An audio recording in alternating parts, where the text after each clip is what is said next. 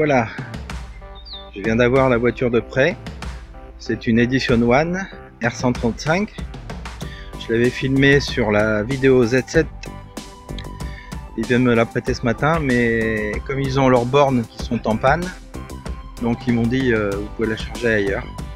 Donc il n'y a pas de souci, j'ai dit il n'y a pas de souci. Donc là je suis à Castorama pour charger en AC 22 kW.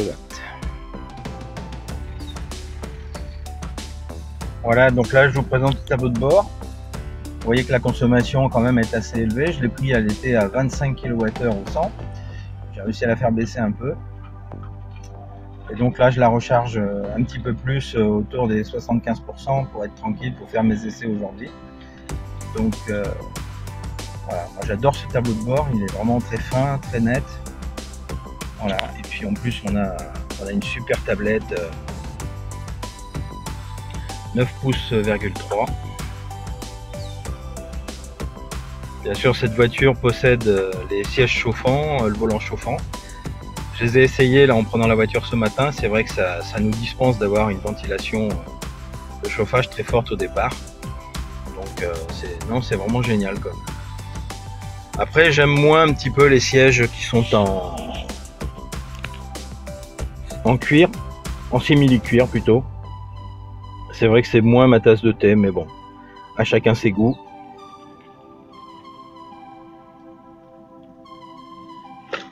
Et ce fameux volant qui possède tellement de fonctions par rapport à la Z240. Mais bon, j'ai réussi à m'y faire et puis j'ai trouvé comment aussi activer le maintien dans la voie, donc il n'y a pas de souci. Je vous expliquerai tout ça tout à l'heure. Allez, on voit que les pneus à l'avant sont plus larges qu'à l'arrière. Là, ce sont des 215 45 17. Et donc, on va aller voir à l'arrière.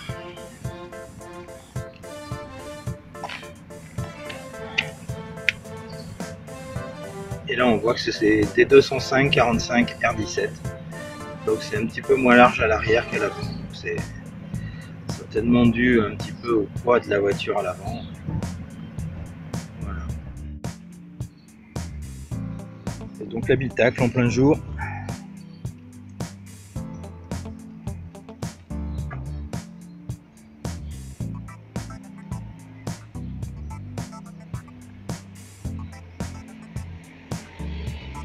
Et oui, et le matin ici, beaucoup de véhicules diesel qui roulent, hein. Je suis désolé pour le bruit, mais c'est comme ça, c'est la vie.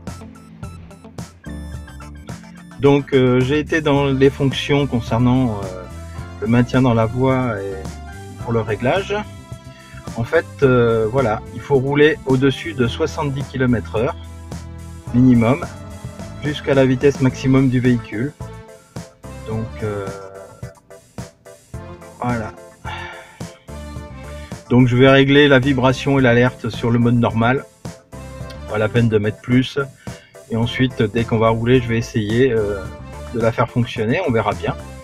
Donc je vous filmerai ça, vous inquiétez pas. Donc, vous voyez que ce matin chez nous, à 9h40, il fait 5 degrés. Donc, le froid est revenu un petit peu dans notre région ce matin. Donc là j'ai activé le maintien dans la voie et effectivement la voiture fait du ping-pong entre les voies. Et donc c'est compliqué parce que voilà. Et là je vois que la voiture, regardez, hop, ah, gardez les mains sur le volant. Voilà, on lui fait faire le test. Je vois que pour l'instant ça tient, mais voilà, vous voyez, elle corrige. Mais elle fait un ping-pong entre les lignes. Donc là j'arrête.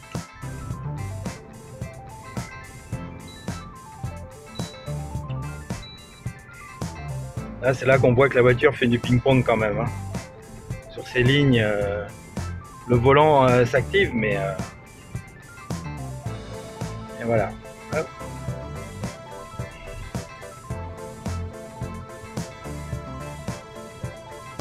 Bon, mais j'ai pas trop confiance dans ce système, donc je préfère arrêter. Voilà.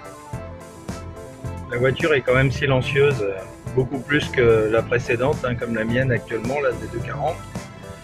Je trouve quand même qu'elle est mieux insonorisée que celle que j'ai, donc voilà. Et je trouve que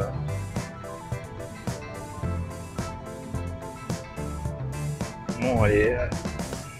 Là, j'ai laissé la fonction activée concernant le maintien dans la voie, mais que je garde la main quand même sur le volant au cas où. Et je trouve qu'elle va trop près des lignes pour se corriger. Donc, je pense qu'il y a un réglage à faire, mais pour l'instant, voilà, en roulant, c'est pas évident de le faire. Mais sinon, c'est très bien. Je trouve qu'on est quand même pas mal. Donc voilà.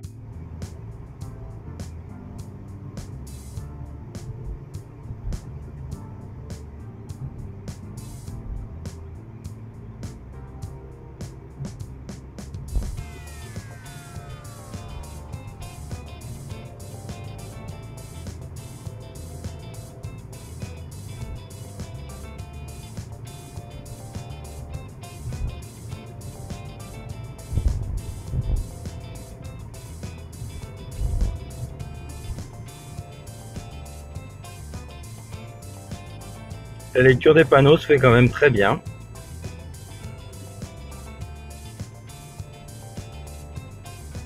Là, je suis aussi avec la fonction maintien de voie, donc je vois que là, il va falloir, je referai un test tout à l'heure. Et je vois que là, pour l'instant, c'est pas trop mal, à la vitesse où c'est. C'est un peu plus confortable pour moi, pour l'instant, qui ne connaît pas ce système, donc voilà.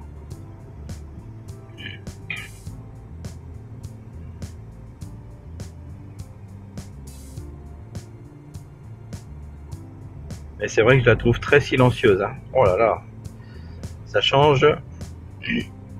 Et le mode B, comme disait notre ami JR, c'est vrai que waouh, ça freine dur. Et j'ai bien vérifié, donc il y avait une autre qui était devant moi en Z250 et j'ai vu que les freins stop s'allumaient. Donc c'est bien confirmé, donc il n'y a pas de souci pour les autres usagers sur la route.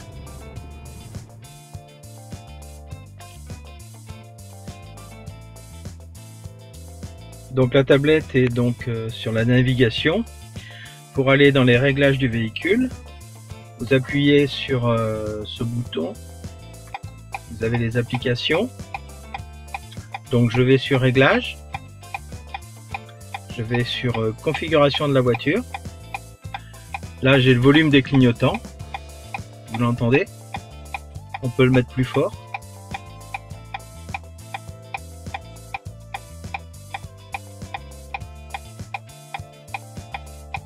Après on revient en appuyant là, on va dans les aides à la conduite. Là je vais régler donc le maintien dans la voie. Et je vois que tout est arrêté, d'accord.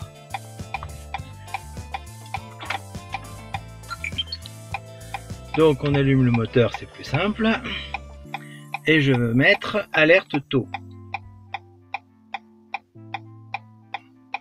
De manière à ce que, pour voir comment la voiture réagit par rapport à l'approche de la bande de maintien dans la voie, de manière à pouvoir, parce que ce matin vous avez pu voir que la voiture zigzaguait entre les bandes, droite et gauche. Donc j'ai trouvé ça un petit peu bizarre, surtout à gauche. Quand on est sur une deux voies, on voit que les véhicules qui arrivent ne sont pas toujours eux aussi centrés sur leur voie. Donc c'est un petit peu flippant. Donc je vais essayer ça comme ça, et puis voilà. Donc ça c'est bien réglé. Donc on revient sur la flèche. Et donc là vous voyez on a les réglages de l'angle mort, parce que c'est une Edition 1, donc elle a pas mal d'informations. On peut régler aussi la signalisation si on veut pas. Sinon on revient en arrière. Et puis on a après les aides au parking, parce que l'Edition 1 est équipée du Easy Park Assist, qui permet en fait à la voiture de se garer toute seule. Chose que je n'essaierai pas aujourd'hui, parce que franchement j'estime que un humain est capable de mieux se garer que ces systèmes automatiques qui à mon avis font plus penser à du gadget qu'à réellement une utilité vraiment. Donc voilà. Après on a la programmation, ça c'est pour nos histoires de chauffage quand on charge, par exemple comme ce matin. C'est vrai que bon, moi je suis pas frileux donc c'est pas gênant, mais voilà. Et voilà. Le bilan de cet essai c'est bien terminé. Je n'ai pas pu faire quand j'ai voulu mettre le maintien de voie au niveau de actif en petit, et malheureusement j'ai pas pu parce que l'après-midi j'avais autre chose à faire, donc voilà. Donc sinon cette voiture est formidable. Bien sûr son insonorisation est super parce que phonétiquement c'est super, et grâce aux pare-brise acoustiques, grâce aussi aux isolations qui ont été mises dans les portières et tout ça. Donc c'est vrai que c'est une voiture qui présente pas trop de défauts, à part l'absence bien sûr de cette histoire de régulateur adaptatif malheureusement, qui pour l'instant est toujours dans les cartons mais pas sur la voiture, dommage. Dès que j'aurai la mienne à partir de fin avril, je pense que je referai des tests du maintien de la voie et je ferai des vidéos avec ça, donc on verra ça après, mais voilà. Après ce test, donc on a rendu la voiture au commercial parce que c'est lui qui l'a conduit, c'est sa voiture de service.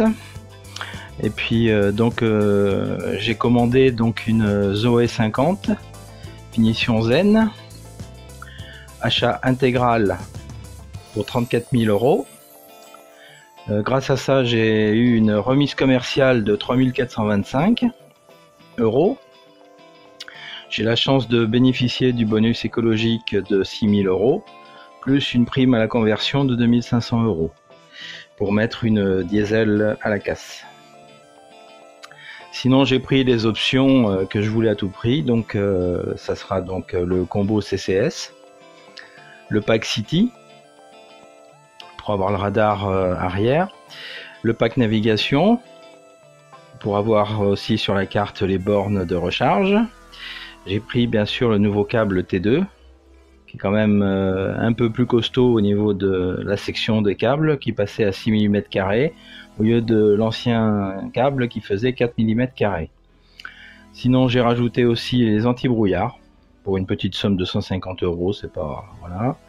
Et puis j'ai pris une peinture gris titanium, et donc la livraison de cette voiture par chance se fera fin avril, comme je vous disais au départ, et donc j'espère quand même pouvoir ensuite faire quelques vidéos avec pour vous la présenter aussi, qui je pense sera mieux que sur une journée mais sur plusieurs jours et tout ça. Pour finir, donc cet achat va me coûter 25 111 € grâce au fait que j'apporte un apport personnel de 10 000 €, et je fais un emprunt à ma banque qui est le Crédit Mutuel, qui offre actuellement pour les véhicules électriques un taux brut certes de 0,75 % sur 3 ans, je précise, ce qui me fera en gros une mensualité de 460 € pendant 3 ans, et cette voiture ensuite sera à nous. Le choix de l'achat intégral est aussi sur le fait que j'ai calculé que comme on était un peu embêté avec les kilomètres, on dépassait souvent les kilomètres qu'on avait souscrits.